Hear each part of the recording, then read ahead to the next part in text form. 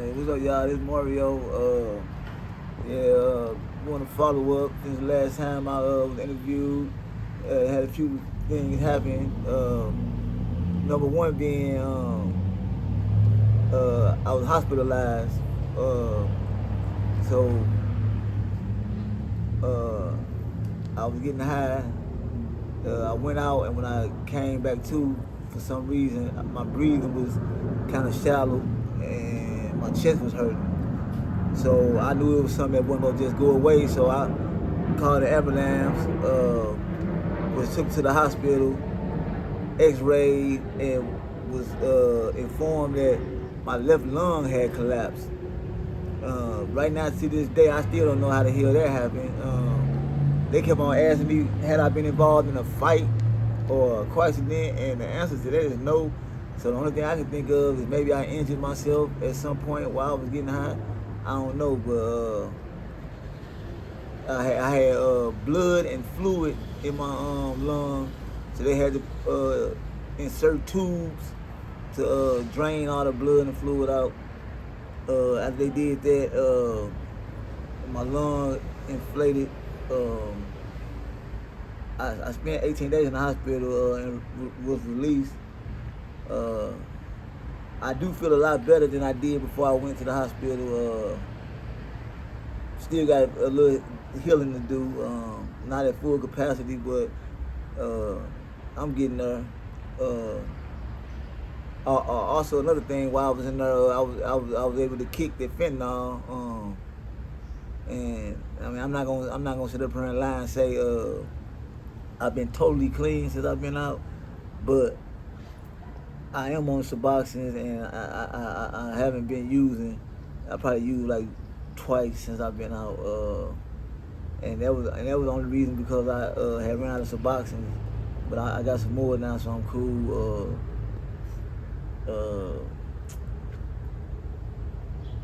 Right now, I'm trying to find me some housing. Like, it's summertime right now, but I know before you know it, you look up, we'll be pulling them jackets and stuff out again. And I'll be damned if I'm gonna spend another winter out here. So I'm definitely in search of some housing.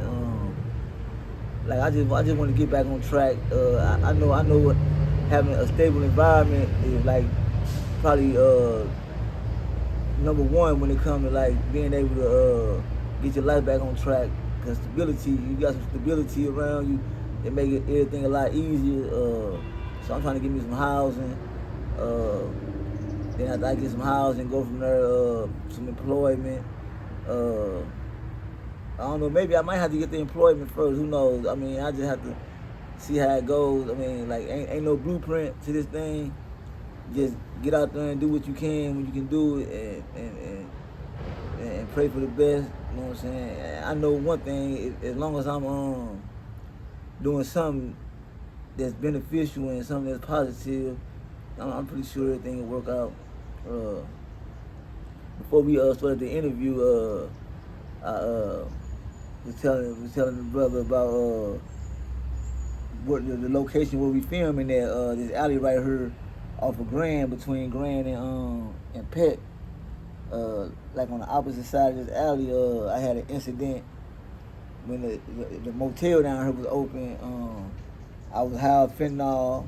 I don't recall how I got in the alley, but somehow I walked to the alley and decided to lay down in the alley.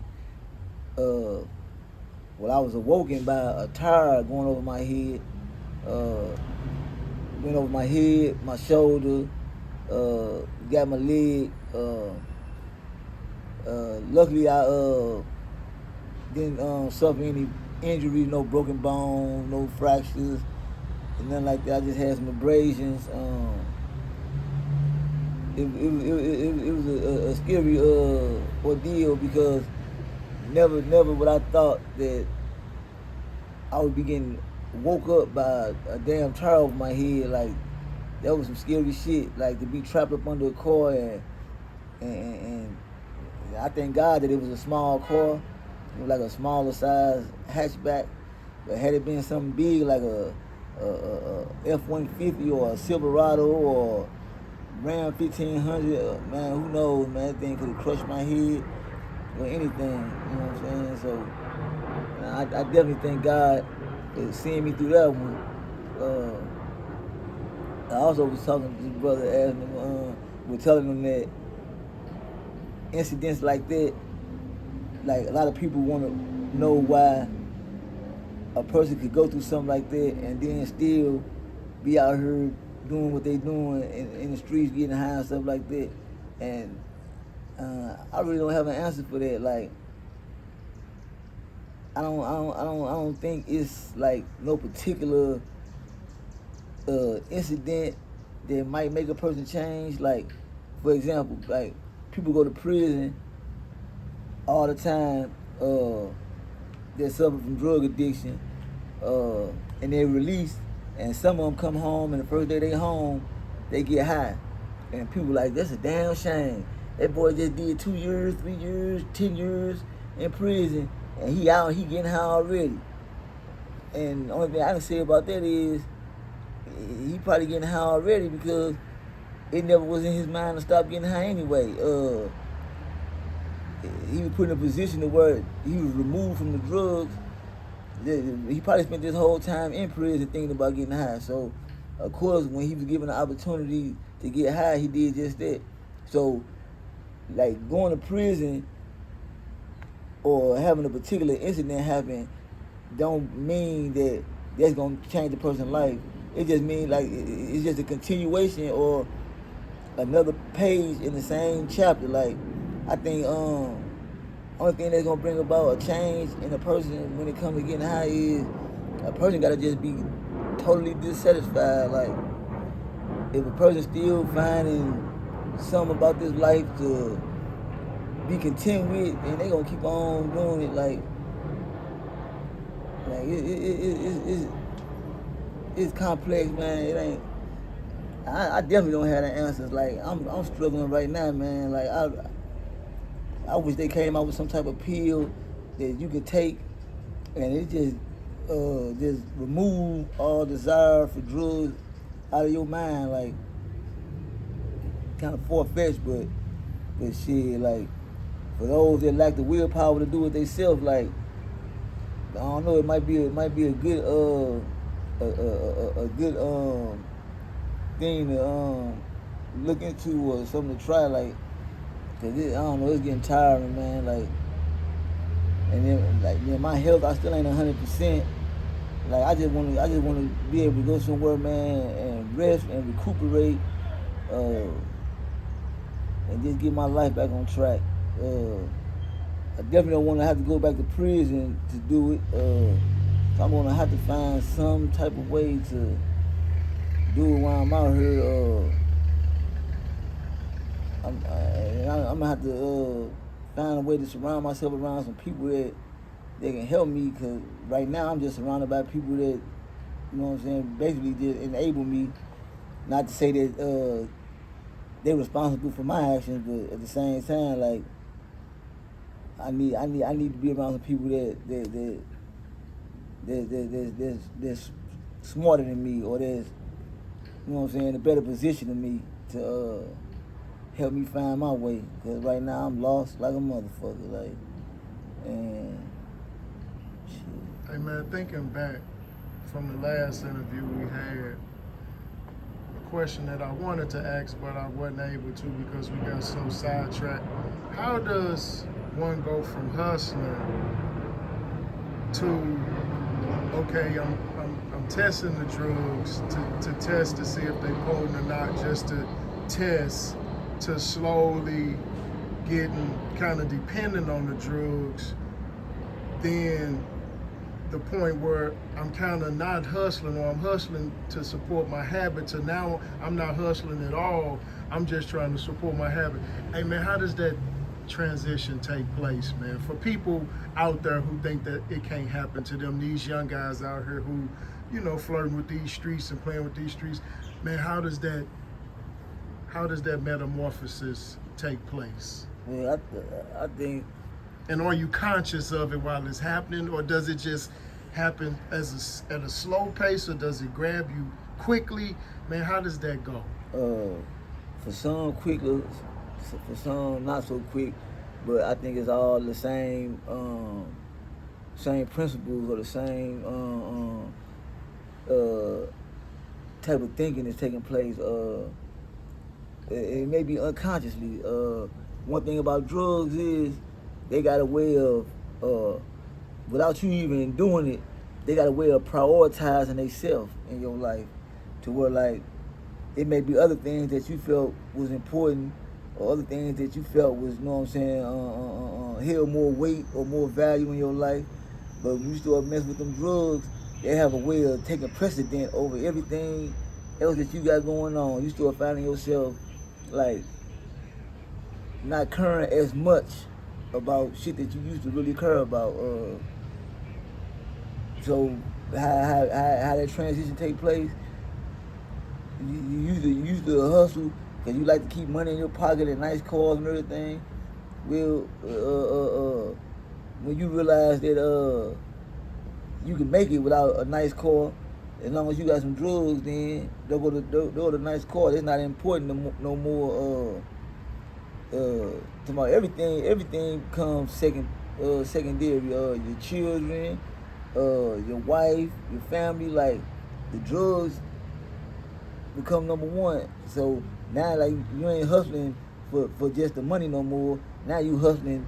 Well, you hustling for money, but you hustling for money to get drugs, and like that's the story of a lot of our lives. Like from the time we wake up to the time we go to sleep, we on a mission to get money, but the money is only for the purpose of getting drugs. If we can get drugs without money, then money wouldn't be such an issue.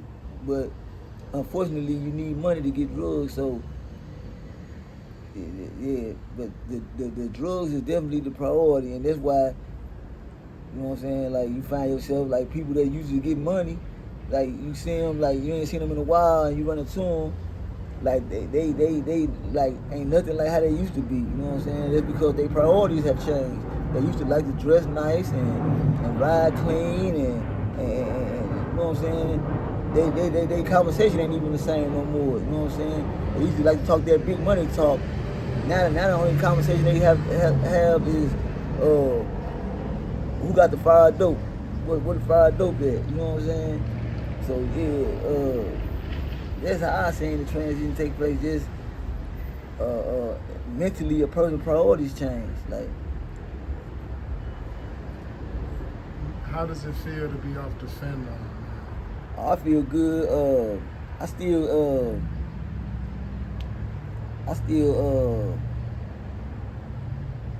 got another issue. Like I'm still fucking with this motherfucking crack shit. But that's not as bad as the fentanyl.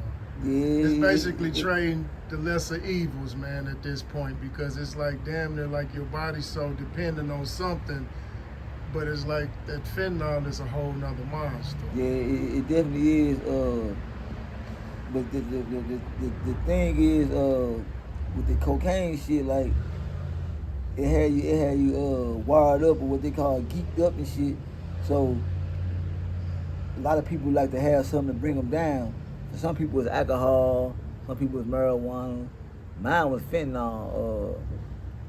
So like the couple of times that I used, it was because I was feeling wired up and I wanted to come down. So I did some fentanyl and everything. But here lately, I just been keeping me a little weed on me, and I take me a few drags of weed, and it's been working the way I wanted to. You know what I'm saying? And it's been keeping me with an appetite. You know what I'm saying? But yeah, I definitely feel better than I've been on that fentanyl, man. I can wake up and bust a move if I need to. I can just get up and go.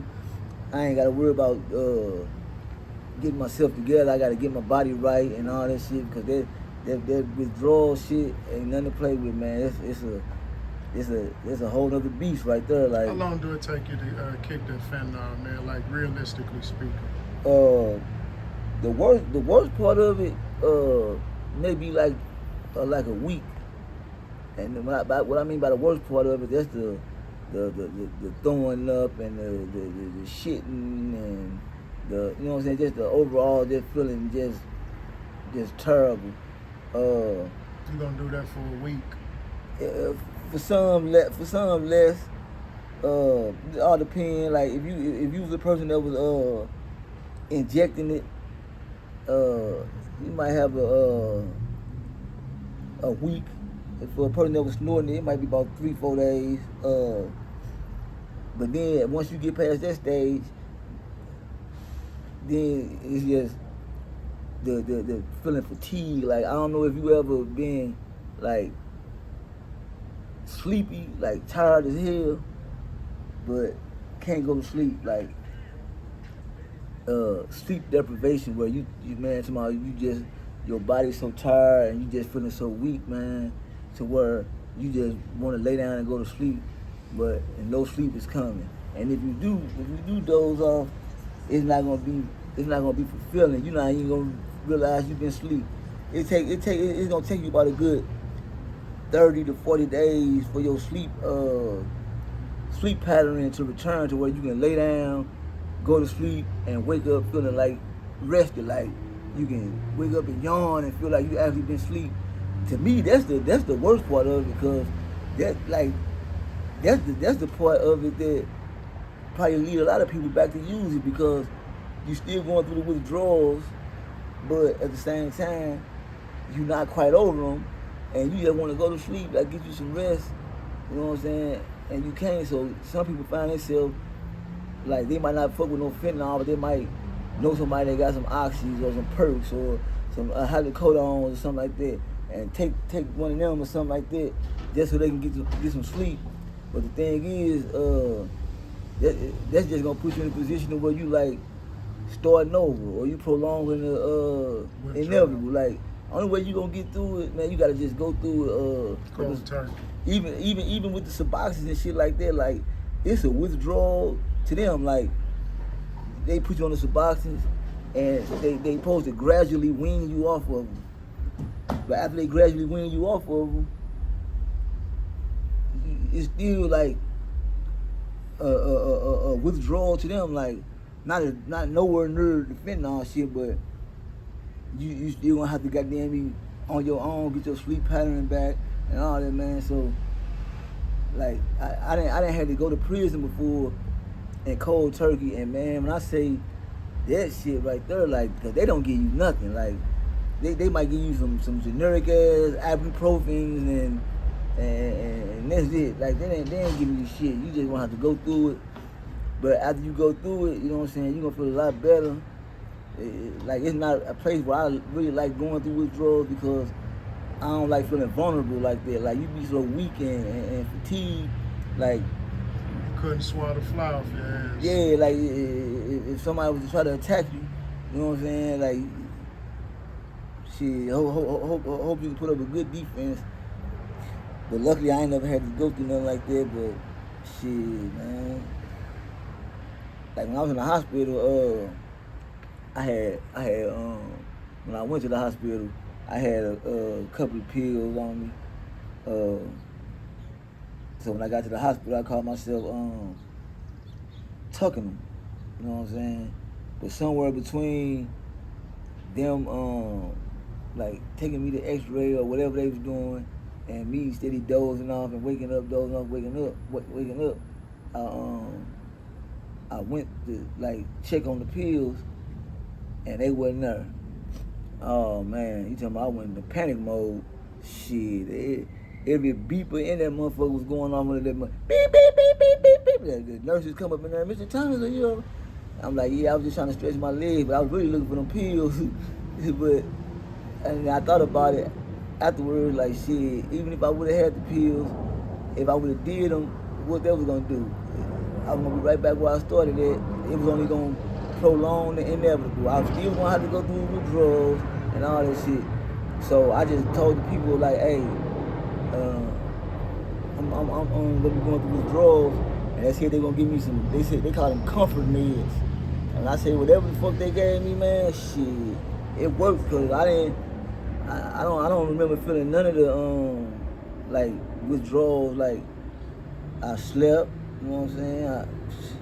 I was cool. Like they gave me some stuff to help me get through the withdrawal. So I was thankful for that because Lord knows I didn't want to sit up in there and be already in pain from what was going on with my lung, and then have an extra added burden of going through the withdrawals. So they was able to help me with them withdrawals, and I was thankful for that. So, you know what I'm saying? And we wish you the best on your recovery and your continued recovery for this, because I know this is a day-to-day fight. This just ain't a one-day thing. This is a daily fight to stay off of it and to continue pushing forward. And in closing, man, if there's anything you want to say that you haven't said, now's the time to say it. Yeah, I just want to say, man, shit. Unfortunately, man, ain't no time machines. You can't go back in time and redo nothing that you already did. But you can start at wherever you at right now, man, and try to do something different. And you know what I'm saying? Like I hate talking like this sometimes, because first thing people say is, how he gonna tell somebody something and he ain't got his own stuff together? Well, that's the problem. Like, you should never reject information just because the person is coming from ain't got themselves correct. If the information is valid, then you taking a run with it, because what we trying to do is better our own lives. So if somebody come at you with some information that you can use for yourself, then please be wise and have enough sense to, you know what I'm saying, take the information and make your life better with it, regardless of the person that's giving you the information. You know what I'm saying? So that's pretty much all I got to say. And it's good to be alive. You hear me? Hey, man, we appreciate you taking time out with us, man, and we wish you the best. Thank you. Thank you.